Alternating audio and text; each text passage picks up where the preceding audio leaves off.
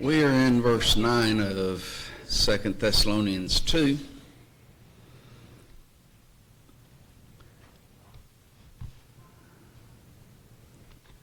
We've just been told, in effect, that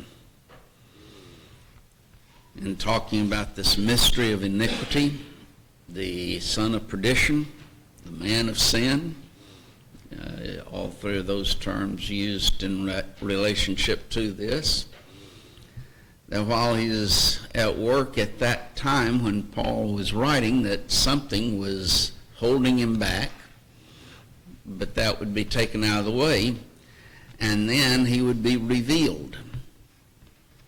But when the Lord comes again, he would be destroyed or consumed with the spirit or the breath of his mouth.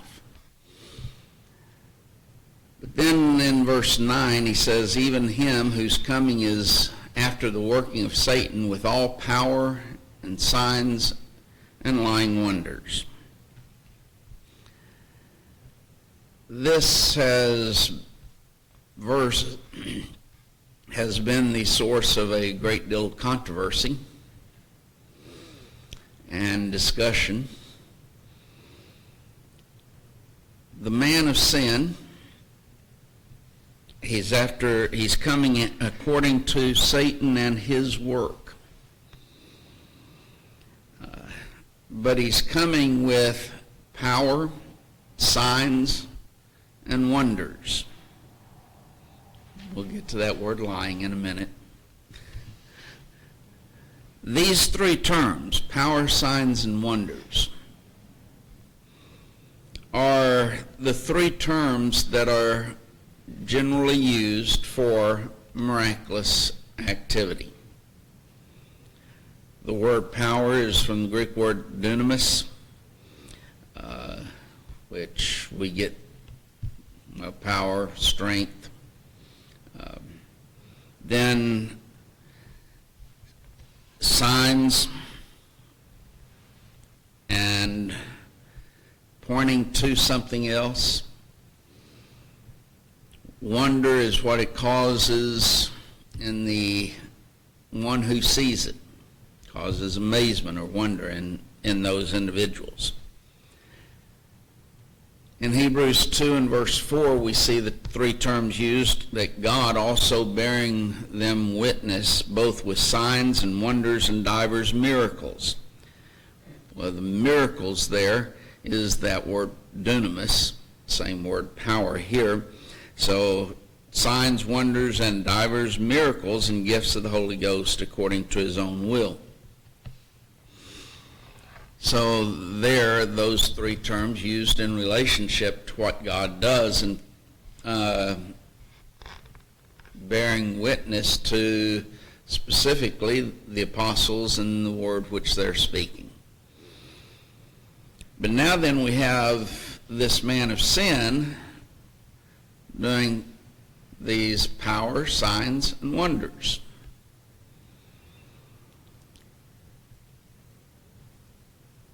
The question then comes, and there's really two things need to discuss at the same time almost, but are these true miracles? Or maybe I should say actual miracles? And can Satan perform and his workers perform miracles? Okay, we got a couple of saying no. Anyone want to say yes? Anyone want to say yes? You don't think so either.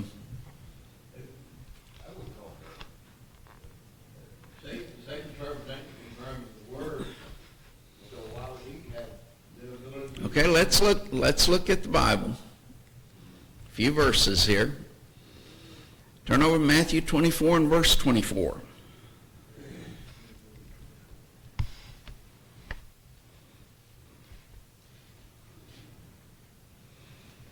There shall arise false Christ. Now this is talking about the signs preceding the destruction of Jerusalem, so understand that.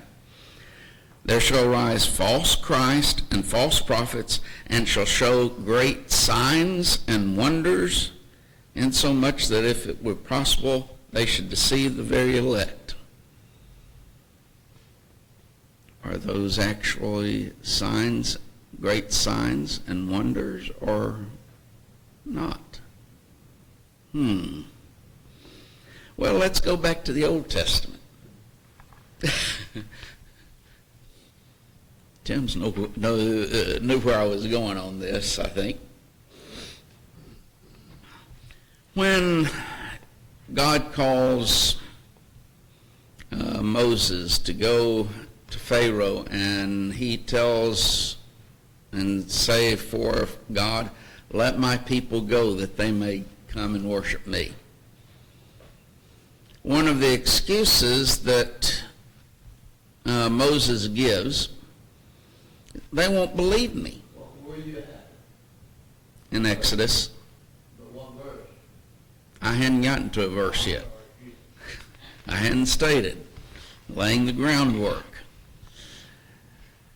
One of the things that Moses used as an excuse, they won't believe me.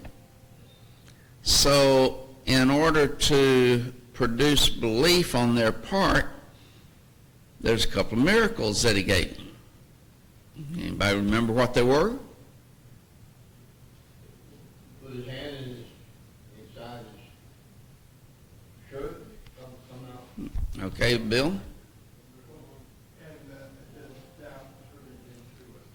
Okay, those were the two things. The hand it becomes leprous, puts it back in, and it becomes whole. And he has a rod, casts the rod down, it becomes a serpent. Turn to chapter 7 now, because now then Moses is at Pharaoh's court, and he's telling Pharaoh, let my people go. In verse 11 and verse 12. And then Pharaoh also called the wise men and the sorcerers.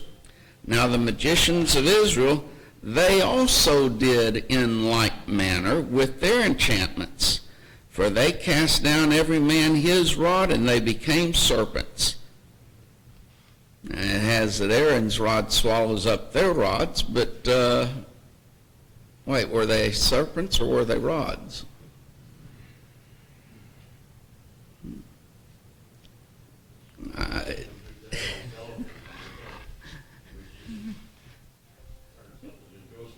Yeah.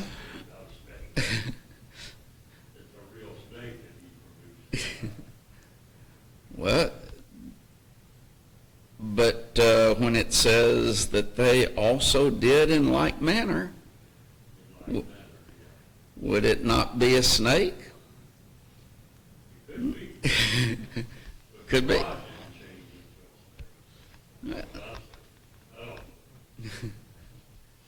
Then it wouldn't be in like manner, would it? Yeah. They cast their rods down, and it. Like he did, but you got a mischievous grin on your face. No, I'm just stirring the pot. That's true.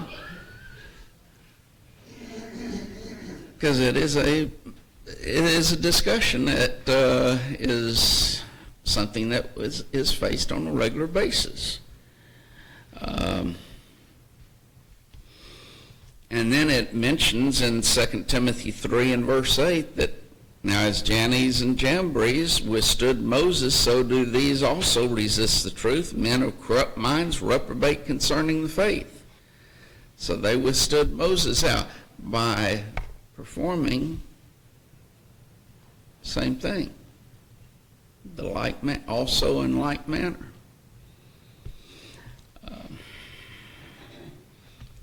Let's come back over to the New Testament.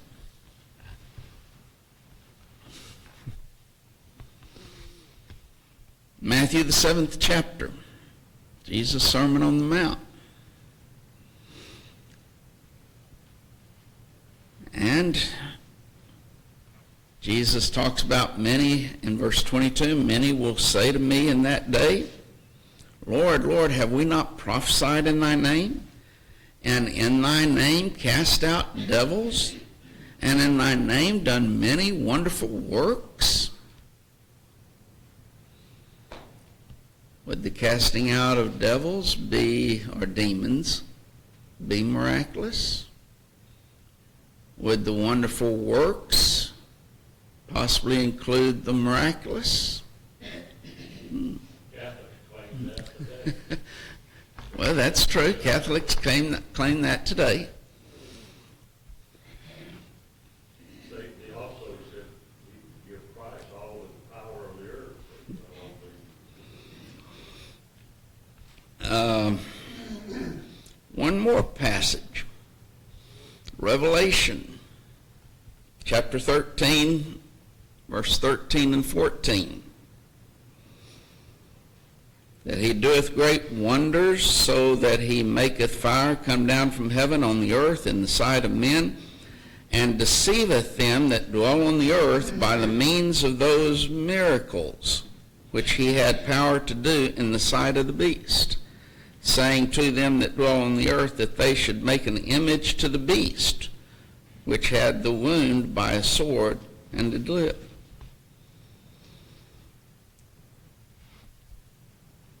By means of those miracles, trying to get people on the earth to worship the beast.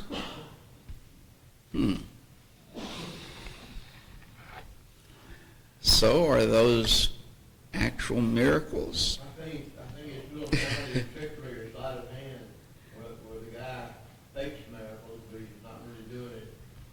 He's done a lot of practice and educated himself on how to deceive people.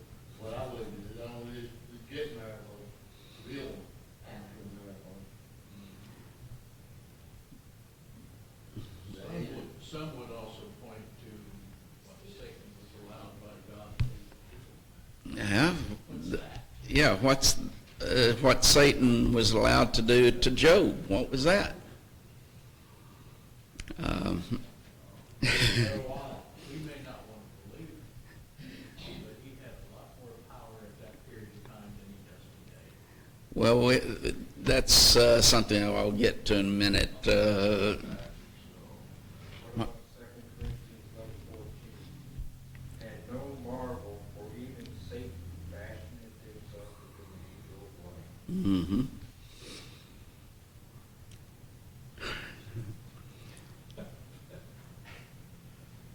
It does, as Tim pointed out, it appears as if during that period of time in the Old Testament period, Satan had a lot more power than what we might consider today.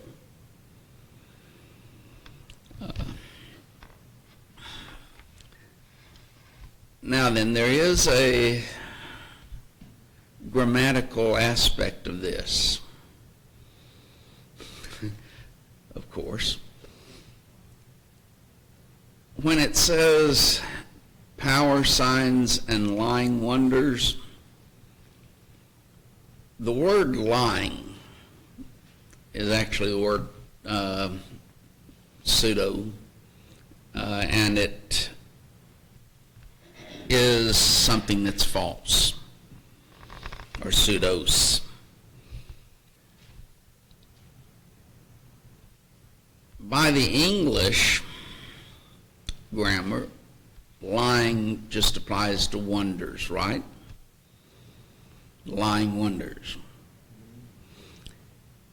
The word lying, though, there is the end of the sentence, or the false. Very last thing in the sentence.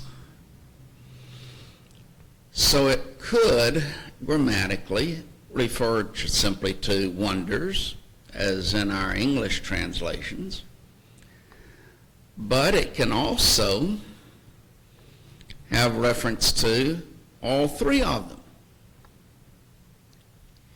It would be very proper in that type of grammatical construction to, even though it would not be right translationally, it would be right understanding that whose coming is after the working of Satan with all lying power and lying signs and lying wonders. So he decides to worry, repeat himself 3 times. No, it's grammar, the way in which the grammar is Okay. used.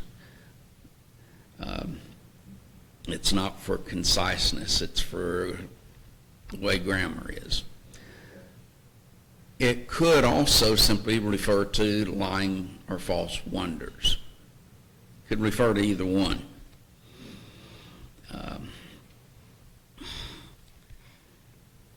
Thus, if it does apply to all three, then these are false miracles that are going to be performed by this man of sin. God sent the Gentiles a strong delusion that they would believe the lie.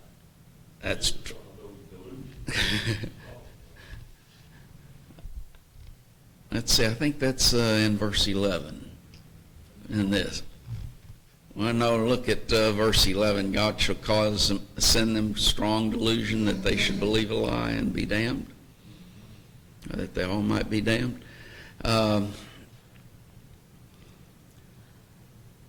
It is possible, though, that during that period of time, Satan was able to perform actual miracles. I would not argue against such because of what we see. The events with Job, the events with Moses, what's there in Revelation. But let's just say for a minute that they were able to perform those miracles at that time.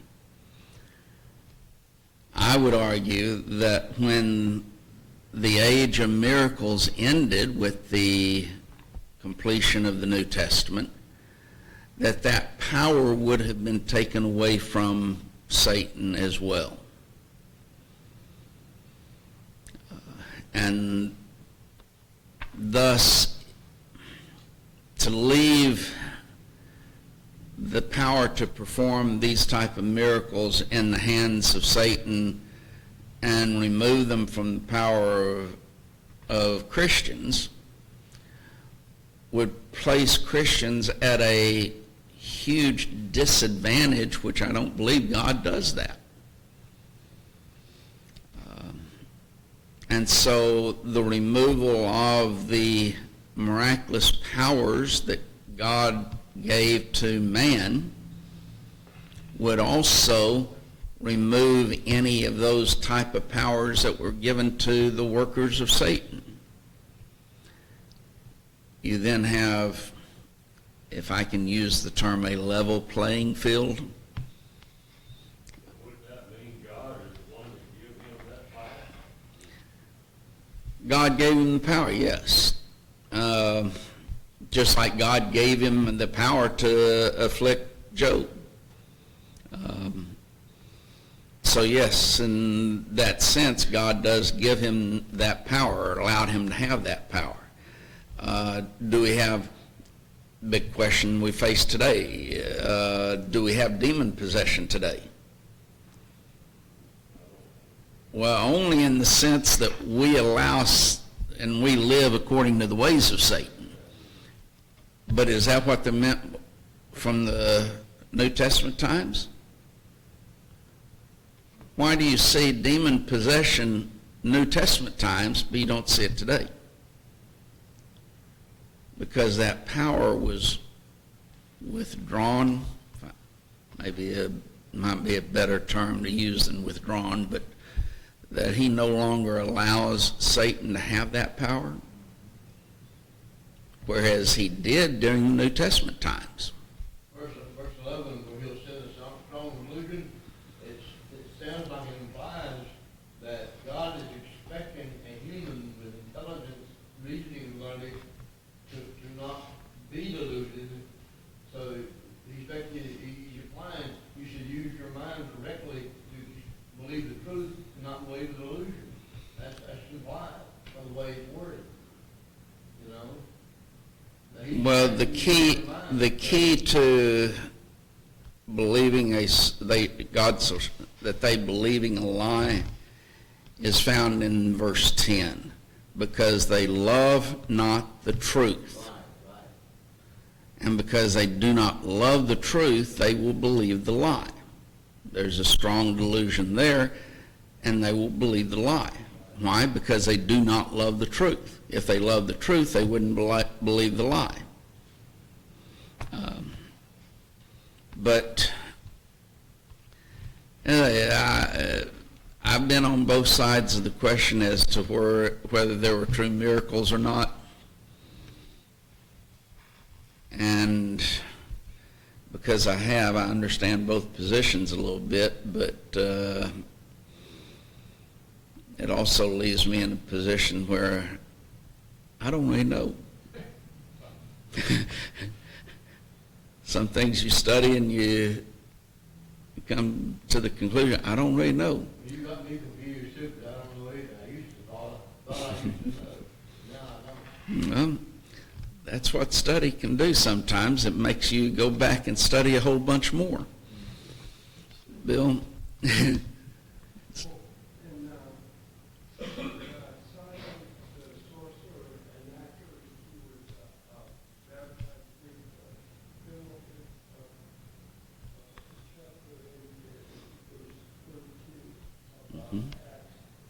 It said, "This Simon himself was also believed, and when he was baptized, he was amazed, seeing the miracles and the signs which were done."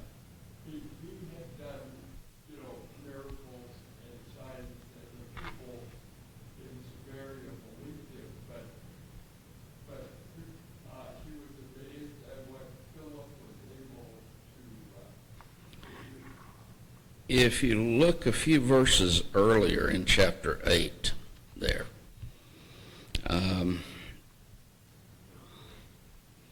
Acts 8, talking about Simon the sorcerer.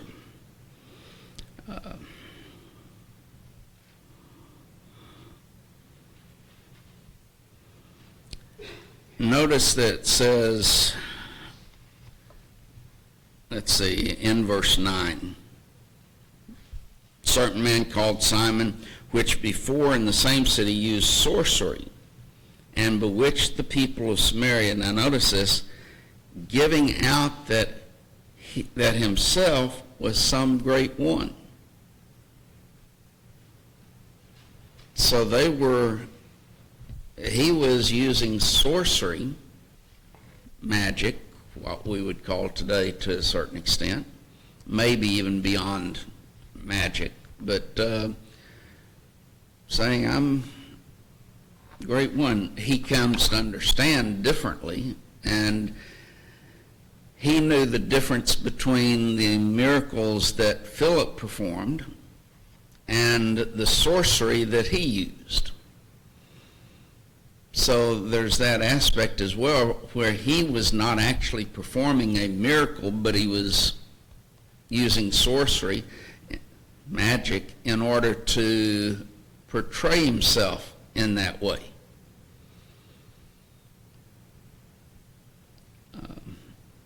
But can you, the question comes, and I'm asking it not to get so much of an answer as to be thought-provoking. Can you answer every one of these other occasions like unto that? And I don't believe that we can.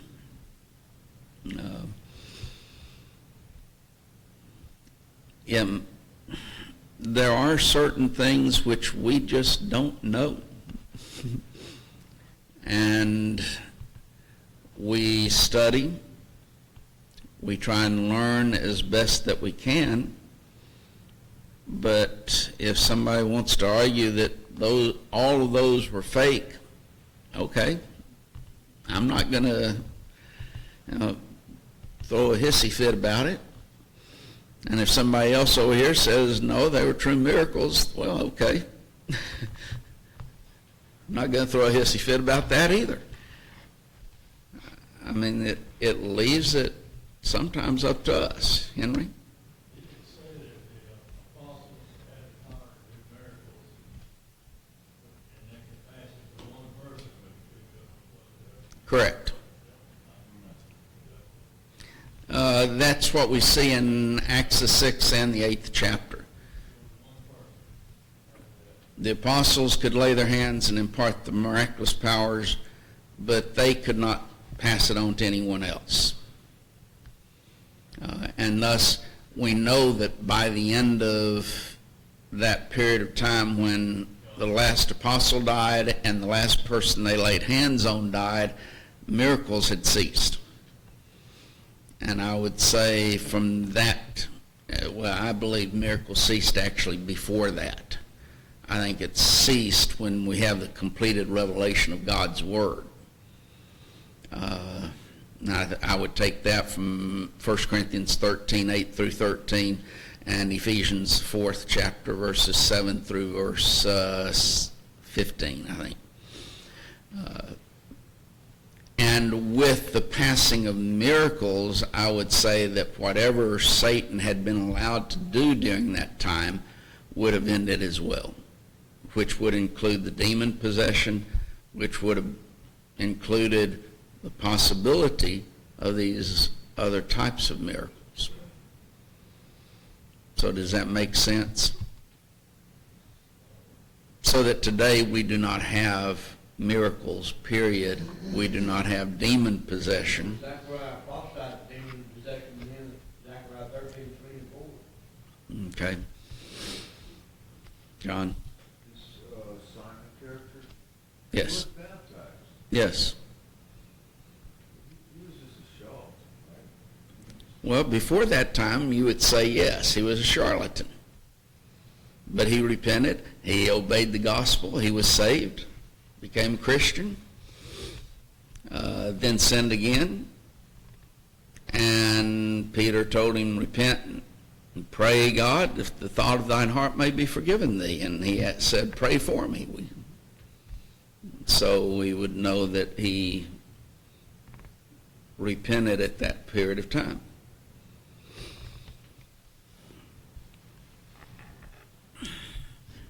So any questions, comments on this?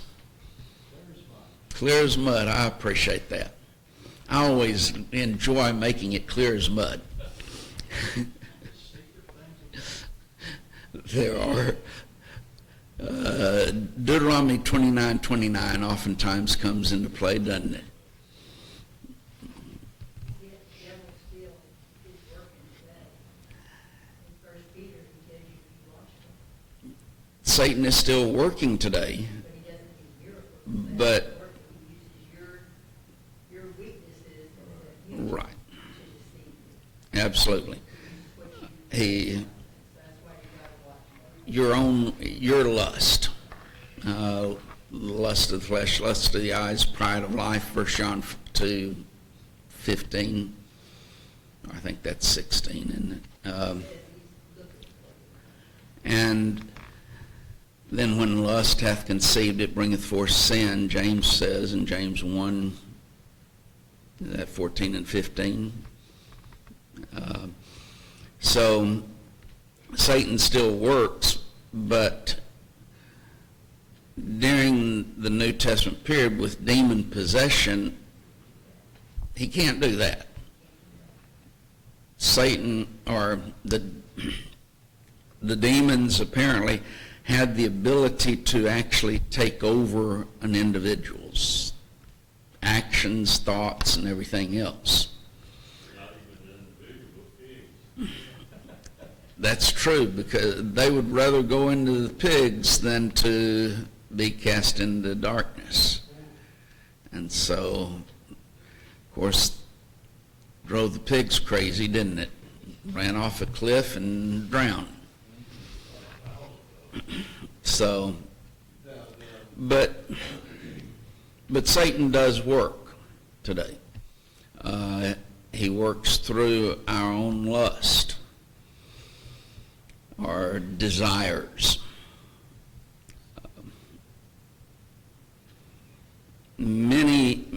things that we desire are not sinful in and of themselves.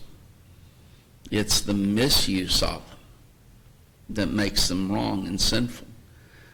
The using of them in an improper way. I believe a true Christian is trying to live, walk in that light. Mhm. God is always with him, and he'll have the power over whatever power Satan wants to use. Well, First Corinthians 10:13 teaches us that there's no temptation taking you but such as is common to man. But God is faithful and will not allow you to be tempted above that which you are able, but will with the temptation also make a way of escape. So God is always there with us, providing us a way of escape. Our problem is that we don't look for the way of escape You gotta look for it and just make it. and then take it. Sometimes we'll look for it, we'll see it, but we decide not to take it. Because why? Satan is working on our desires, our lust. These are things that we want that become wrong because of the way in which we want them. Obvious example. Marriage bed is undefiled, right? What about outside of the marriage bed? Are the desires different? The desires are the same, aren't they? But inside the marriage bed, it's fine. It's something that's wonderful. Outside of it, it's sinful. The desire is there the same way. You use it or you satisfy the desire in the right way. Well, Satan's trying very active in that realm today to try to get us to go outside of the marriage relationship, either before or outside during. Carl? Belief has the power to good or evil. If you believe, that's what they say about witchcraft, voodoo, shaman. The only power they have over it is when you believe in it. Just like Well, that gets, that to a great extent, that gets into the power of the mind. control over ignorance, Well, it is what a person believes. It's what they've been taught. But the power of the mind is amazing. And I wish I remembered the figures. Because a preacher, this was years ago, and I have it in a manuscript that I wrote, said that a certain percentage of illnesses are all psychosomatic. It seems like it was something like he used 75%, and a doctor comes up to him afterward and said, in my experiences, it's more like, and it was a great deal closer to either 90 or 95% or something like that, of all illnesses were psychosomatic. That is the mind. look at the power of it on people. Say that they won't do anything they wouldn't normally do, but when they've been subjected to, like being burned, and they've had reactions to where their skin actually does from just an idea in their head. The hypnosis is the power of suggestion. And yes, to say that they will not do something that they would not normally do is a bit of a misnomer. I mean, to like murder, Well, you can get someone murdered. The only thing is, you set up the scenario within their mind and within the right suggestion that would cause them to kill someone. fear, Then you can get them to murder someone, that person. I had a good friend growing up that was very susceptible to hypnosis. and literally could put an ice cube on his hand and tell him that it was a fire, and he'd have hands blistered. So I know and some people like to play tricks on him, so he got someone to hypnotize him in such a way that no one else would be able to. And left that suggestion in his mind, and so he was able to overcome that. But it is the power of the mind again. Yeah, but if you're in Vegas for the attempted deception of you or the influence of you, can't you repel it? The person rebelling against it and non-cooperative? If you're non-cooperative, it can't make you blister out. That sounds weird to me. Under the powers of hypnosis, the suggestions that they, the suggestions that, Yeah, but if you don't want to believe what you okay, I know a lot of people don't believe in hypnosis, but the power is there. In fact, they thought about and even did studies on using hypnosis instead of medicine for doing surgeries. And through the power of the mind, wouldn't even have to put the person in That this. really happens, and you know examples, really? Yes. Wow. But that's the power of the mind. That's what I'm talking about. The power of the mind is amazing as far as the body is concerned. That's why so many psychosomatic illnesses. And sometimes where something happens to us and we wish it was psychosomatic, but it's not. But Bronchitis or the flu? yes, those things have been psychosomatic at times. Be deficient in your Oh, blood. Dale, just stop. You got me confused. Through the power of the mind, you can make yourself sick and you can make yourself well. That is why these so-called miracle workers today are able to be successful, because of the power of the mind. And why they have done damage over the years to certain individuals, because they, through their power of the mind, they've gotten them to do things that become harmful to them because of the affliction that they have. Someone who has a bad back, since mine's hurting today, so and they use, for example, crutches. Throw those crutches away, run and jump, and they start doing that. A miracle, right? Well, in reality, it damages certain aspects of the body.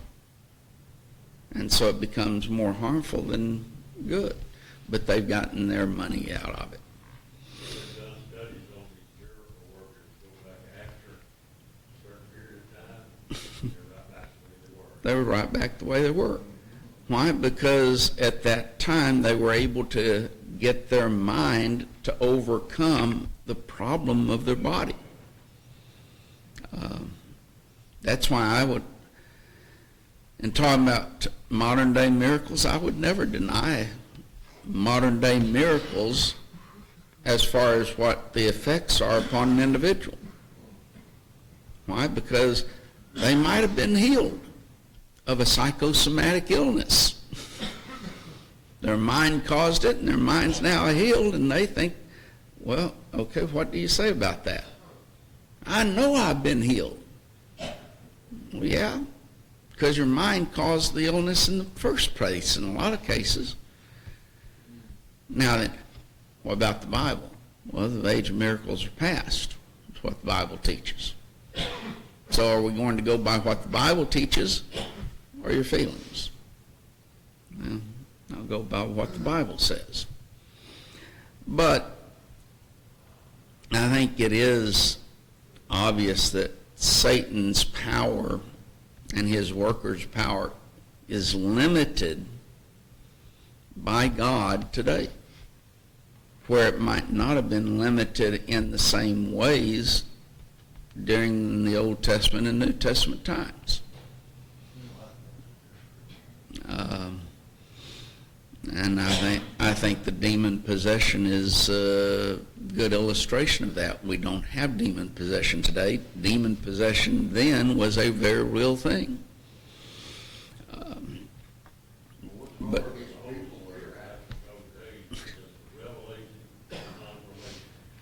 outside of that, you support that?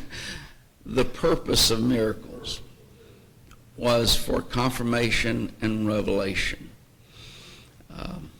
But then there are those who would rather love a lie and be damned than love the truth. And that's why I say in this verse, the word lying, when it talks about lying wonders, it coming at the very end of the sentence, it would be actually with all power and signs and wonders lying. Now that's the way that you would read it in the Greek. Now then, does the word lying, or actually lying, well, it's a decent translation, but it's false. So with all power, signs, and signs and wonders, false. Does the false pseudo refer to all three or just the wonders? And Tim gave us the definitive answer, yes.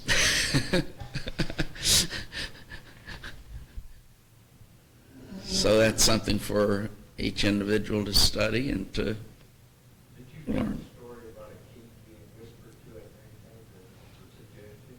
What? Now what? There was a king that went into his bed at nighttime and suggested,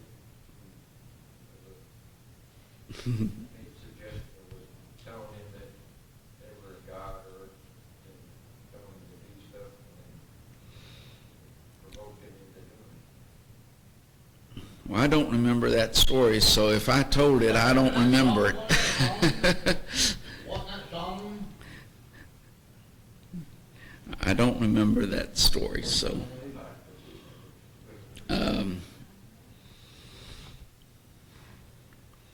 But then I'm not going to promise that I didn't tell it either. I'll tell you this story on me, since the bell's ringing, that I wrote a manuscript for Denton one year, and afterwards, you write it several months early. Get to the lectureship, I was looking at my manuscript in the book and read something and said, wow, they changed that. They did a really good job on that. So then I had to look and see, now what did I actually write? And it was exactly the same thing that was in the book. So I'm not going to promise I didn't say that, tell that story. We'll start with verse 10, Lord willing, next week.